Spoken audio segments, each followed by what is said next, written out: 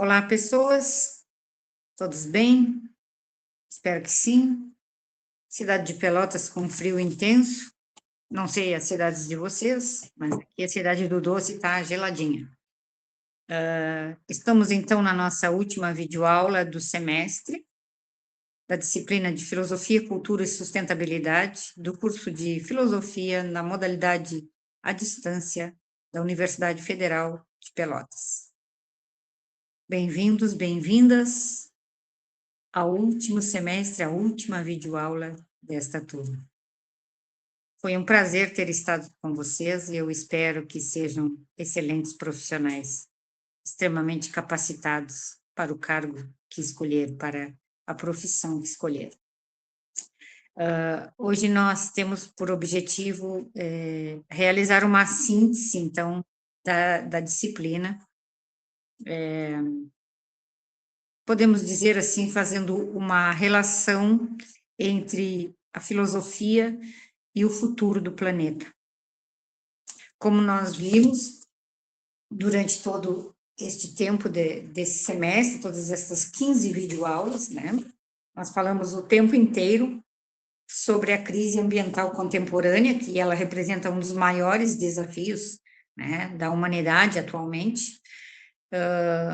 E essas mudanças climáticas, a perda da biodiversidade, a degradação dos ecossistemas, enfim, tudo isso é um desafio para nós, como nós devemos agir, como vamos nos comportar diante destes fatores que atingem as nossas vidas diretamente, tá? A questão das desigualdades socioambientais também, tá? E as formas predatórias desse dito desenvolvimento colocam, então, em questão não apenas os modelos econômicos e políticos vigentes, mas também os fundamentos, tá? Os fundamentos filosóficos que sustentam a relação entre a humanidade e a natureza, né? E ao longo da modernidade, como nós podemos ver durante as videoaulas. E nesse contexto, a filosofia torna-se um espaço de reflexão, um espaço privilegiado de reflexão crítica, porque ela permite compreender, né, as raízes culturais, éticas, e epistemológicas também, né, da crise ambiental e, ao mesmo tempo disso tudo, pensar alternativas para essa reconstrução ou novas formas que sejam mais sustentáveis para a existência, para a vida do planeta e no planeta, tá bem? Então, ao longo das discussões sobre sustentabilidade, cultura ecológica, democracia ambiental, cosmologias indígenas e crítica, ao mesmo tempo, ao paradigma moderno, é evidente, né, torna-se assim evidente que a questão ambiental não é apenas um problema técnico ou científico, vai além disso, como nós já frisamos em outros momentos. Trata-se de uma crise civilizatória, né? E isso exige uma revisão profunda dos modos de pensar, de produzir, de consumir, de habitar o planeta, de viver neste planeta. Então, a pergunta central que orienta essa reflexão é como pensar a relação, tá, entre humanidade, cultura e natureza. Como pensar? Tá? Então, assim, uma revisão dos principais conceitos, o de sustentabilidade como transformação cultural, podemos pensar. Então, a sustentabilidade, ela ultrapassa a ideia de preservação dos recursos naturais. Ela implica uma transformação nas formas de organização social, econômica e cultural, que, segundo o Henrique Leff, a crise ambiental é também uma crise do conhecimento, tá? Resultado de uma racionalidade econômica que fragmentou a relação entre sociedade e natureza. E, nesse sentido, a sustentabilidade, ela pressupõe a construção de uma nova racionalidade, que seja, então, capaz de integrar dimensões ecológicas, sociais, econômicas, culturais, né? Não se trata apenas de manter os recursos para as gerações futuras, mas sim de construir formas de convivência baseada na responsabilidade coletiva também. Então, assim, a sustentabilidade ela é compreendida como um projeto ético e político orientado para a justiça social e para a justiça ambiental. O conceito de antropoceno, que nós vimos e conversamos também sobre, ele refere-se à capacidade da humanidade de alterar significativamente os processos geológicos e ecológicos do planeta. Então, a ação humana tornou-se, assim, uma força capaz de modificar o clima, os ciclos biogeoquímicos e os ecossistemas. E, entretanto, diversos autores questionam a ideia de que toda a humanidade seja igualmente responsável pela crise. Então, o Moore, por exemplo, ele propõe o conceito de capitaloceno, tá? Jason Moore, argumentando que a destruição ambiental ela está relacionada principalmente ao sistema capitalista e às formas históricas de exploração da natureza e do trabalho. E essa perspectiva evidencia, né, a crise climática é inseparável das desigualdades econômicas e sociais, e tornando assim necessária uma reflexão sobre outros modelos ou novos modelos de desenvolvimento e consumo predominantes. Bom, com relação à racionalidade moderna e essa separação entre humanidade e natureza, nós vimos que grande parte da tradição ocidental construiu uma visão dualista entre ser humano e natureza. E a partir da modernidade, especialmente com Descartes, consolidou-se, então, uma concepção que entendia que a natureza, ou entendia a natureza como um objeto de conhecimento e de domínio humano. E essa visão, ela se fortalece, então, pelo desenvolvimento científico e industrial e contribuindo, assim, para a expansão econômica, mas também, não só para a expansão econômica, mas também para a exploração ilimitada dos recursos naturais. E segundo o Horkheimer e o Adorno, lá da Escola de Frankfurt, na teoria crítica, né, em 1985, a razão instrumental moderna, ela transformou a natureza em um mero objeto de manipulação, e isso a gente sabe claramente, né, a gente vê claramente. Então, a lógica do progresso e da eficiência econômica, ela passou, assim, né, a reduzir os seres humanos e os ecossistemas a instrumentos de produção. E o Habermas, lá na Teoria do Agir Comunicativo, né, 2012, ele reconhece os avanços da modernidade, mas critica a colonização do mundo da vida. A colonização do mundo da vida pelos sistemas, né, econômicos e administrativos da modernidade. Então, para o Habermas, a racionalidade ela não deve restringir-se à eficiência técnica, mas ela tem que ser ampliada por meio da racionalidade comunicativa, baseada no diálogo, né, no consenso e na participação democrática de todos os envolvidos. E dessa forma, então, a superação da crise ambiental, ela exige uma revisão crítica do paradigma moderno e a reconstrução das relações entre sociedade e natureza. Bom, outro tema fundamental que foi trabalhado nas nossas aulas, nas nossas videoaulas, foi a questão da cultura do consumo na sociedade contemporânea, né, e sociedade contemporânea, é uma relação. Então, outro tema fundamental é este, para que nós discutimos, mas para que nós refletamos sobre. Então, assim nós vamos compreender os desafios ambientais e essa cultura do consumo, né, que foi bastante falado na nossa webconf. A sociedade contemporânea, ela está marcada pela valorização da acumulação, da competitividade e da lógica do crescimento ilimitado, né. Bom, as relações humanas passaram a ser mediadas pelo mercado nesse sentido, enquanto que a natureza é tratada como uma fonte inesgotável de recursos, do que hoje a gente já está vendo e tendo a certeza de que não é assim.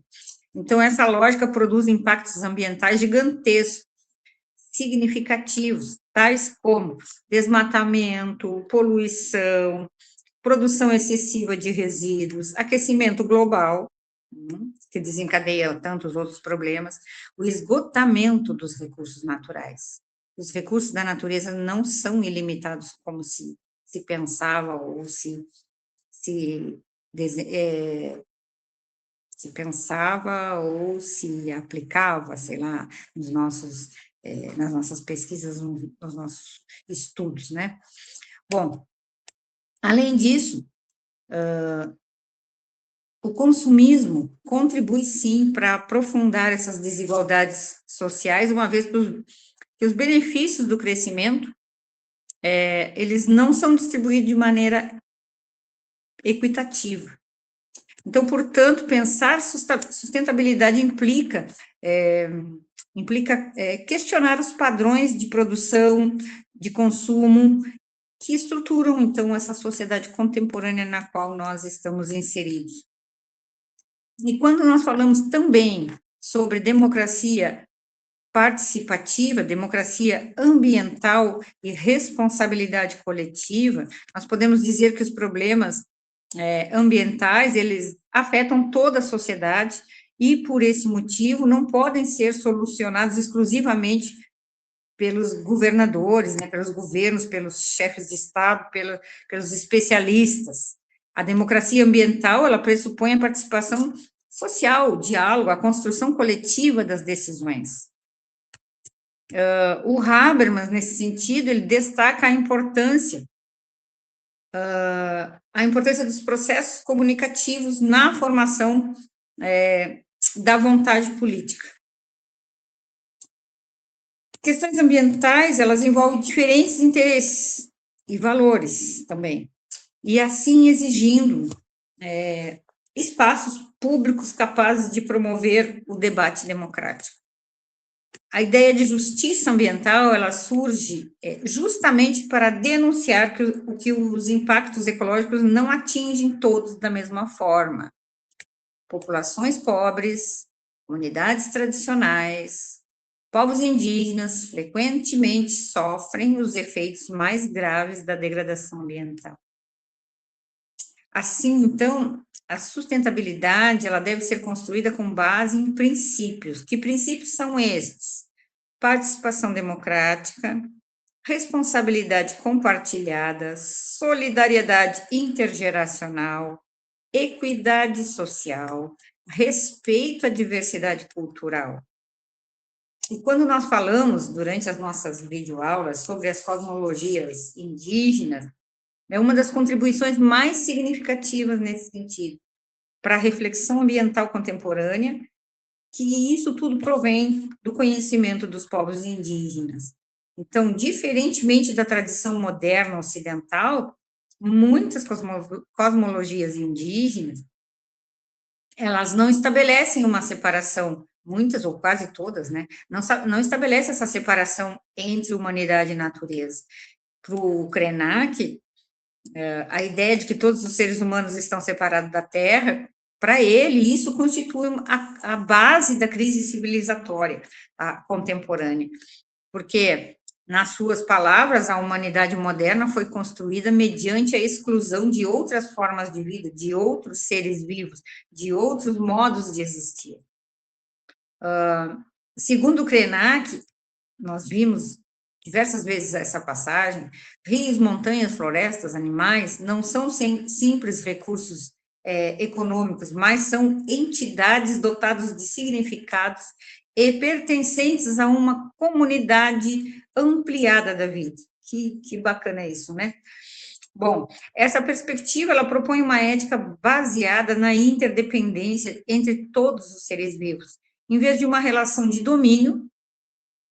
Surge, então, uma relação de pertencimento, de reciprocidade. As cosmologias indígenas, elas ensinam que habitar a Terra significa reconhecer limites e estabelecer relações de cuidado com o ambiente. Então, assim, a filosofia e a responsabilidade ética diante desse futuro. Lá o Hans Jonas, ele já desenvolve uma importante reflexão nesse sentido sobre a responsabilidade diante das gerações futuras.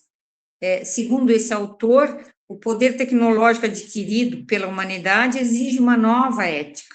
Nas sociedades tradicionais, os impactos das ações humanas eram limitados.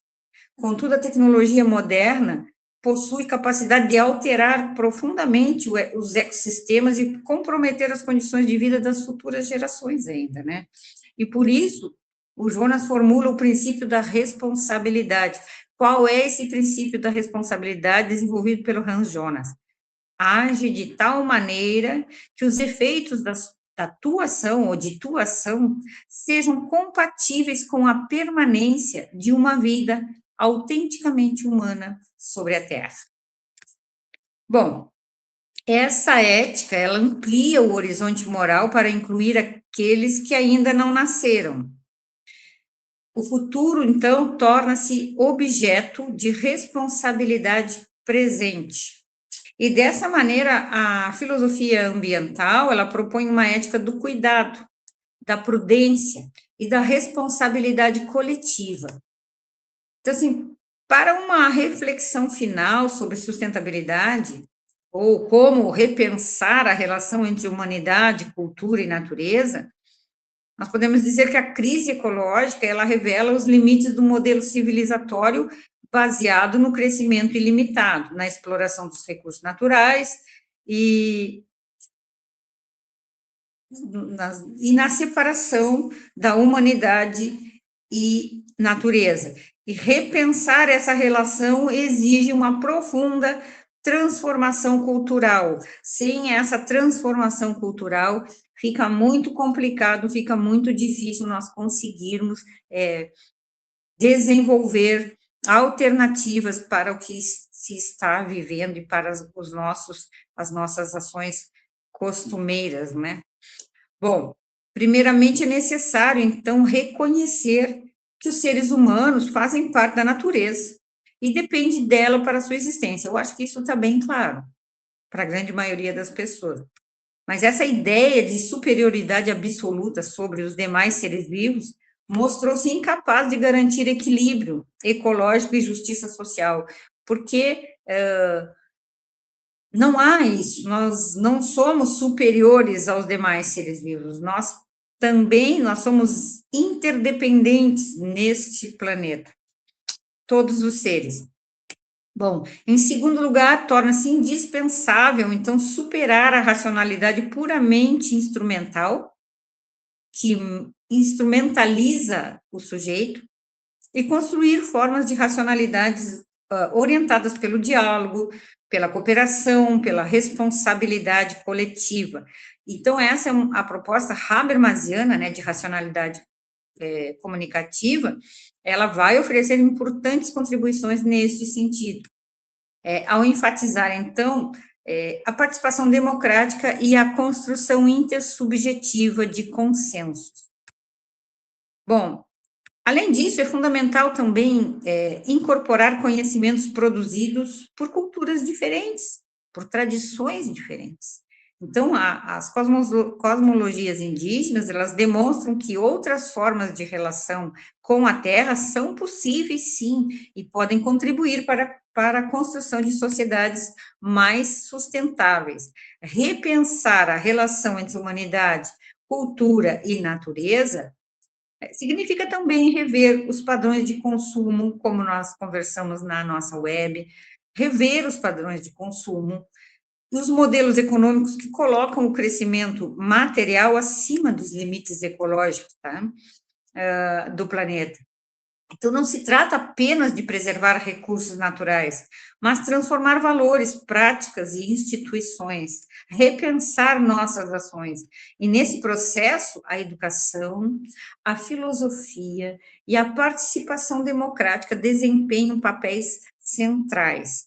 Então, a formação de uma consciência ecológica depende da capacidade de desenvolver atitudes de solidariedade, de responsabilidade, de respeito pela diversidade da vida. O futuro do planeta, meus queridos, minhas queridas, não está determinado. Ele depende das escolhas realizadas pelas sociedades humanas, no presente. A crise ambiental, ela pode ser compreendida como uma ameaça? Sim, muito próxima, pode ser compreendida. Mas também como uma oportunidade para nós repensarmos os fundamentos da civilização e construir formas mais justas, né, sustentáveis e solidárias de convivência, de estar nesse lugar. Então, assim, para responder à pergunta, como repensar a relação entre humanidade, cultura e natureza?